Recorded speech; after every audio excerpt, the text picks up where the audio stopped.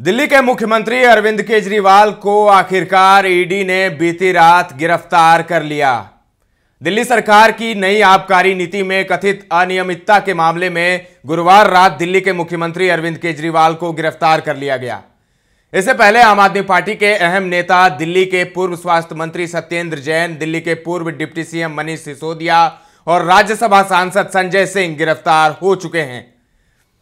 जब आम आदमी पार्टी के शीर्ष के सभी नेता जेल में हैं, ऐसे में पार्टी और दिल्ली की सरकार कैसे चलेगी, यह बड़ा सवाल है।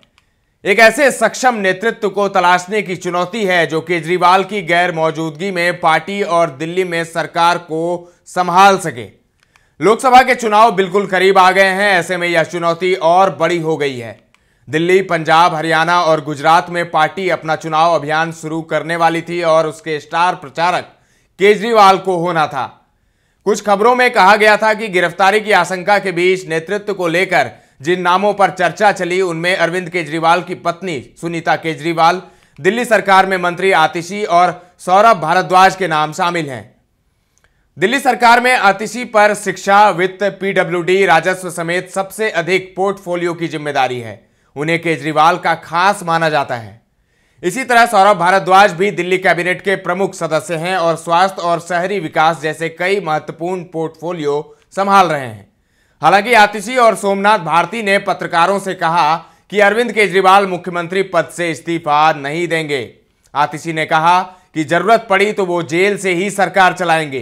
कोई भी कानून जेल से सरकार चलाने पर प्रतिबंध नहीं लगाता, क्योंकि उन्हें कोई सजा नहीं हुई है। केजरीवाल मुख्यमंत्री थे, हैं और रहेंगे।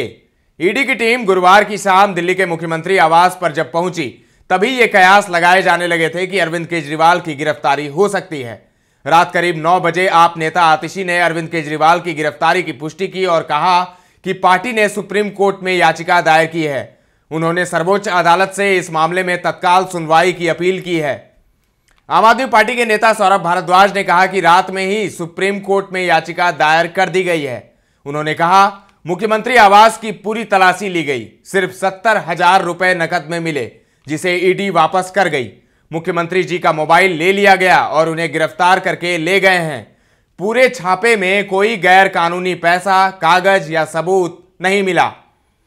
इस बीच मुख्यमंत्री आवास से भारी संख्या में आम आदमी पार्टी के कार्यकर्ता इकट्ठा होकर नारेबाजी करने लगे।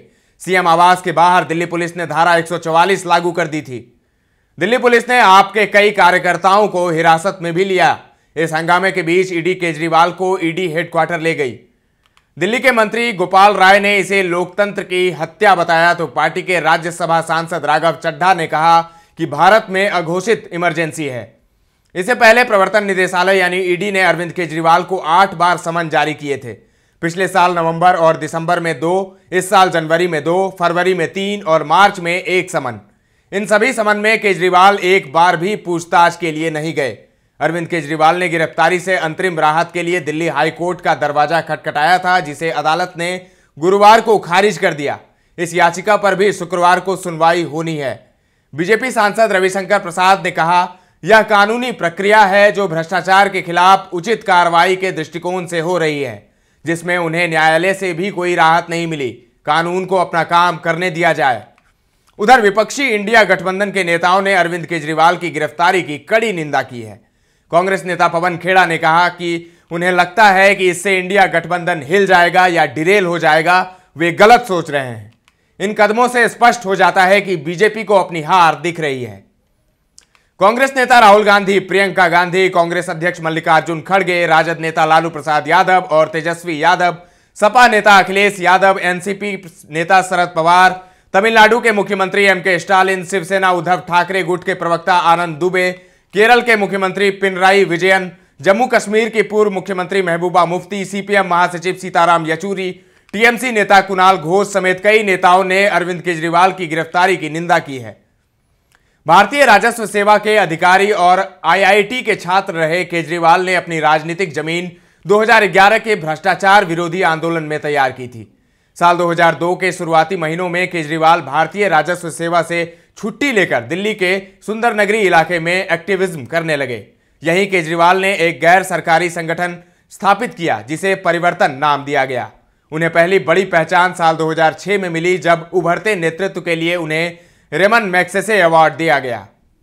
साल 2010 में दिल्ली में हुए कॉमनवेल्थ गेम्स के आयोजन में हुए कथित घोटाले की खबरें मीडिया में आने के बाद लोगों में भ्रष्टाचार के खिलाफ गुस्सा बढ़ रहा था। सोशल मीडिया पर इंडिया अगेंस्ट करप्शन मुहिम शुरू हुई और केजरीवाल इसका चेहरा बन गए। केजरीवाल ने अपना पहला बड़ा धरना जुलाई 2012 में अन्ना हजारे के मार्गदर्शन में जंतर मंतर पर शुरू किया। 26 नवंबर 2012 को केजरीवाल ने अपनी पार्टी के विधिवत गठन की घोषणा की। केजरीवाल ने कहा कि उनकी पार्टी में कोई हाई कमान नहीं होगा और वो जनता के मुद्दों पर जनता के पैसों से चुनाव लड़ेंगे। केजरीवाल ने राजनीति का रास्ता चुना तो उनके गुरु अन्ना हजारे ने भी कह दिया कि वो सत्ता के रास्ते पर चल पड़े हैं। शुरुआती दिनों में अरविंद को जो मिल रहा था उसे वो पार्टी से जोड़ रहे थे। उनकी ये संगठनात्मक क्षमता की आगे चलकर उनकी सबसे बड़ी ताकत बनी। केजरीवाल ने ऐसे स्वयंसेवक जोड़े जो भूखे रहकर भी उनके लिए काम करने के लिए तैयार थे, लाठी डंडे खाने के लिए तैयार थे। इन्हीं स्वयंसेवकों के दम पर केजरीवाल ने 2013 में दिल्ली विधानसभा चुनाव लड़ा। राजनीति में पदार्पण करने वाली उनकी पार्टी ने 28 सीटें जीती।